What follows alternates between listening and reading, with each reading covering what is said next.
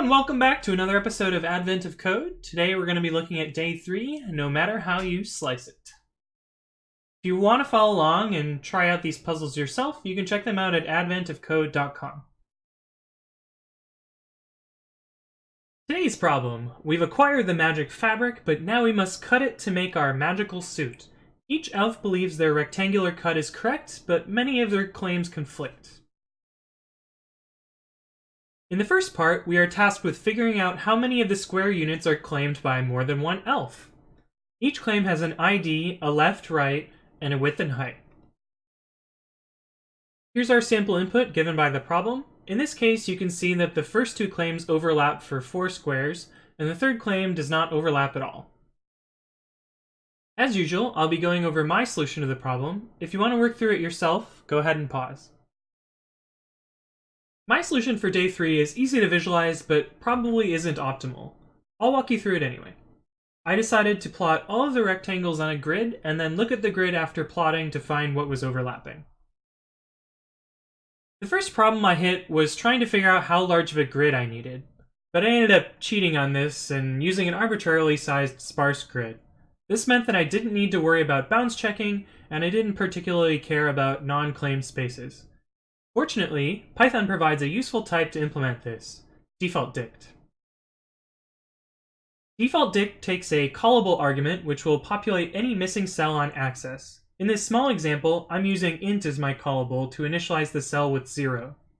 This means I can safely +=1 without worrying about whether my key exists or not. The next part was the pattern matching of the input.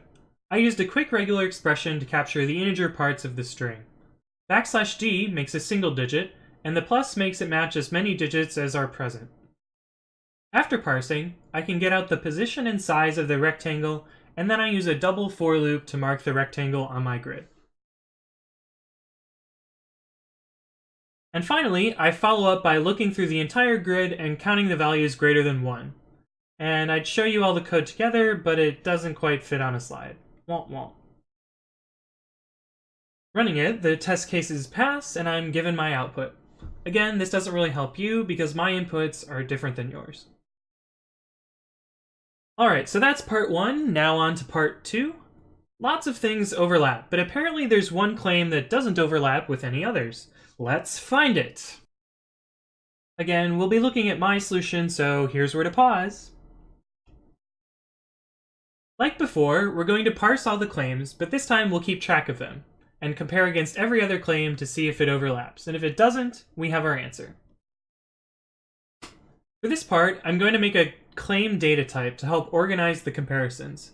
For this, I'm using nametuple because 1, I like nametuples, and 2, because it gives me a quick class implementation. The next bit is to implement the overlaps method for the class. I actually struggled with this a bit as I've never really thought about collision detection before. I ended up Googling the answer and porting the JavaScript I found to Python.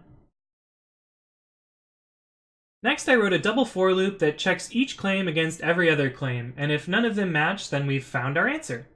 Note here that I'm using one of my favorite Python tricks, the for else loop. The neat thing about for else is that the else block will get run if the for loop never breaks. In this case, the for loop doesn't break if there are no overlaps. And putting that together, we have our solution. Thanks for watching day 3, and I'll see you all for day 4 soon. If you'd like to see me solve these live, I stream them on Twitch, and if you'd like to check out the full code of my other solutions, I've posted them on GitHub. Thanks for watching, and have a good one!